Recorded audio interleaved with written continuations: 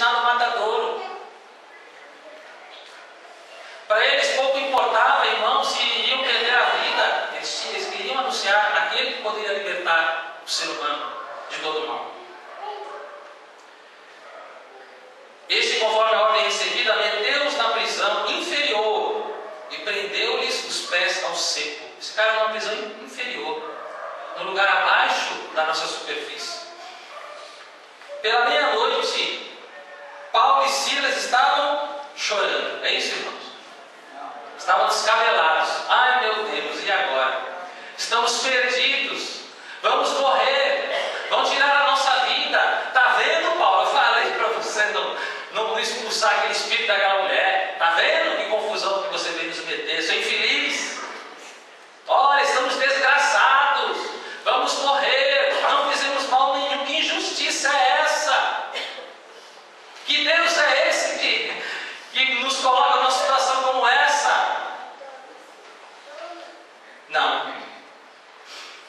Vai nos dizer a palavra de Deus que à meia-noite Paulo e Silas rezavam e cantavam um hino a Deus e os prisioneiros os escutavam. Meus irmãos, que coisa é essa? Que loucura é essa? O coração deles estava cheio de alegria. Eles estavam louvando e bendizendo o nome do Senhor, sentindo dores, frio, a nudez, a injustiça.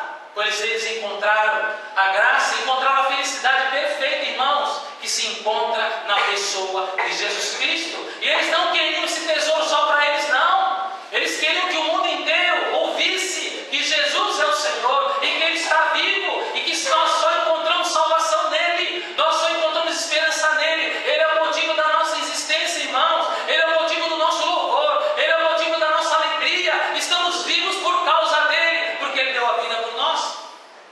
Não mataram Jesus, não, irmãos.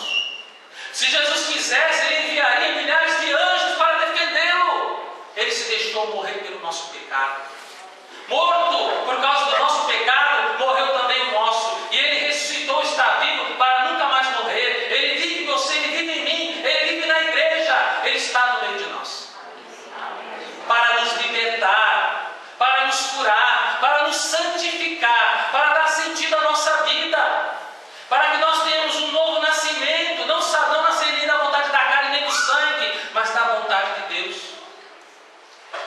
Pois então, subitamente, irmãos, por causa dessa oração, por causa desse louvor, subitamente sentiu-se um terremoto tão grande que se abalaram até os fundamentos do cárcere. A prisão então foi rompida, as portas caíram por terra. Ah, mas isso é uma coincidência. Houve um terremoto naquele momento. Não, a palavra de Deus é bem clara em afirmar que também as suas algemas, os seus grilhões também se romperam. Todos que estavam ali ficaram livres. Abriram-se logo todas as portas e soltaram-se as algemas de todos. Acordou o carcereiro. Olha só, aquele que foi colocado para tomar conta dele estava dormindo. Acordou o carcereiro e, vendo abertas as portas do cárcere, supôs que os presos haviam fugido. Ele ficou desesperado. Falei, agora eu estou perdido. Os presos fugiram. Eu sou responsável pela guarda deles. Eu estou perdido. E ele pegou uma espada em mãos para se matar. E ele tinha família, viu, irmãos? Ele tinha uma família, mas na hora do desespero ele pensou em tirar a vida. Quantas pessoas hoje também, irmãos, estão desesperadas, não conseguem mais enfrentar uma situação difícil e querem perder a sua própria vida? Quantos pais de família, porque está desempregado, não conseguem emprego, não querem dar fim à sua própria vida, estão na depressão, na angústia, na miséria? A mulher abandonou, os filhos abandonaram. Eu conheço muitos casos assim. O marido perdeu o emprego, não conseguiu mais no emprego, a mulher abandonou, os filhos abandonaram. Talvez algum desses irmãos que estão aí no meio da rua, irmãos, dormindo no papelão, quem sabe é um desses. O Senhor é aquele que traz a paz ao nosso coração. Lembra que nós vamos entender que o nosso Deus é a nossa paz.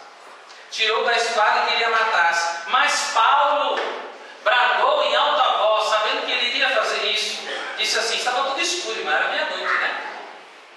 Disse assim, não te faças nenhum mal, pois estamos todos aqui. Então o carcereiro pediu luz, entrou e lançou-se trêmulo aos pés de Paulo e Silas. Depois os conduziu para fora e perguntou-lhes: Senhores, que devo fazer para me salvar? Disseram-lhe: crê no Senhor Jesus e serás salvo, tu e a tua família. Anunciaram-lhe a palavra de Deus, a ele também e a todos os que estavam na sua casa.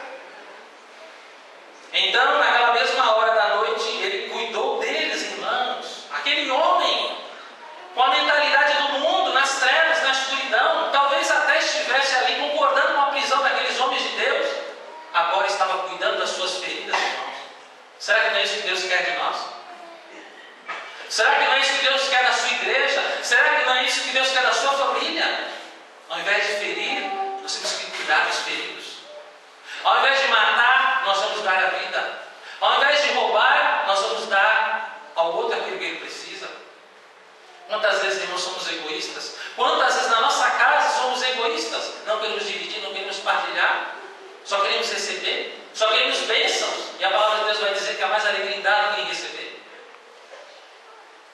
Pois bem, então naquela mesma hora da noite, ele cuidou deles e lavou-lhes as chagas. Imediatamente foi batizado, recebeu o sacramento do batismo. Não somente ele, irmãos, mas toda a sua família, crianças, se estivessem lá, adultos, todos foram batizados.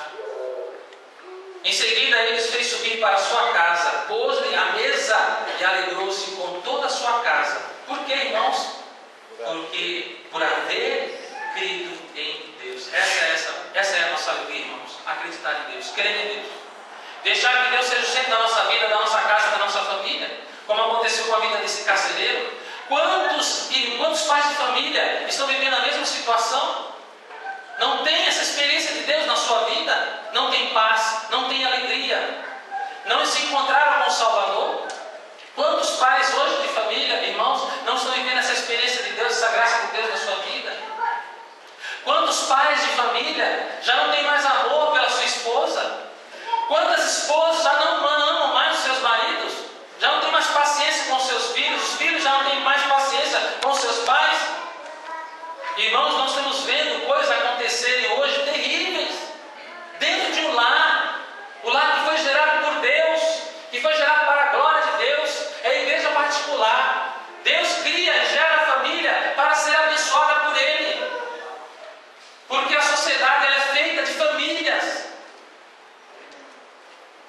Destruiu-se a família, destrói-se a sociedade. Irmãos, quantas pessoas hoje estão matando o próprio pai e a própria mãe para ficar com seguro de vida? Essa semana eu vi no jornal, eu fiquei impressionado, o pai que encomendou a morte da própria filha de 18 anos. E pagando para que ele pagasse em parcelas. Ele levou a própria filha para a morte, dizendo que iria ensiná-la a dirigir, irmãos.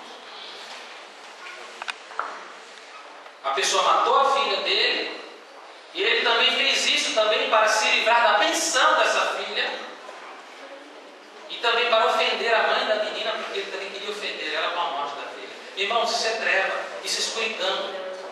Isso não vem de Deus. Quanta falta de diálogo hoje nas famílias, irmãos. Quanta falta de carinho. Quantos casamentos perderam a fé, irmãos.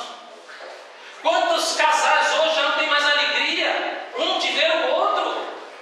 Não tem mais diálogo. Não tem compreensão. Não se beijam mais.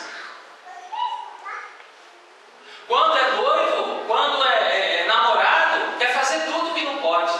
Não é? Quando se casa não quer fazer mais. Ou quando quer fazer, é aquilo que não pode fazer.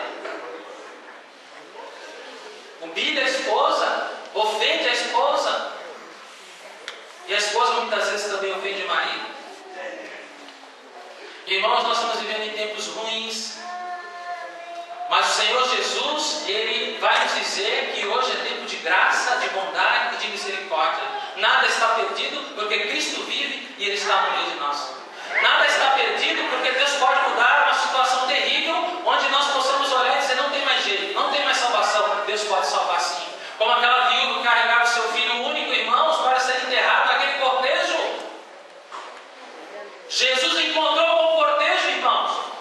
disse: levanta-te daí. E aquele jovem se levantou. Louvado seja Deus.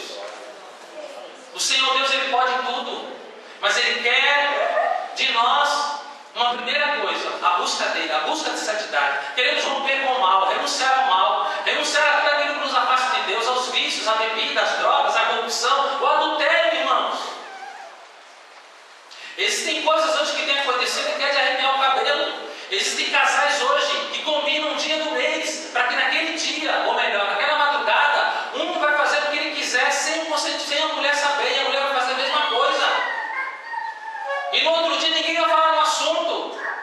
Ele vai sair, ele vai transar, ele vai fumar crack, ele vai encher a cara, ele vai fazer o que ele quiser. E a mulher também.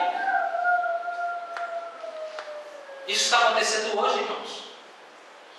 Deus criou o casamento para ser um casamento santo, digno, honrado. O amor que se confessa ali diante daquele altar, não, eu vou ser fiel, eu vou na tristeza e na alegria, eu vou ser fiel. Irmãos, quantas pessoas hoje estão casando, não têm consciência nem do que é o sacramento do matrimônio? Já vão pensando: se não casar, arruma outro depois. Não! Isso é o que o mundo tem ensinado, isso é o que o mundo tem falado. Não vem de Deus. Deus nos criou para a felicidade, para um casamento feliz, uma bênção. Pode atender.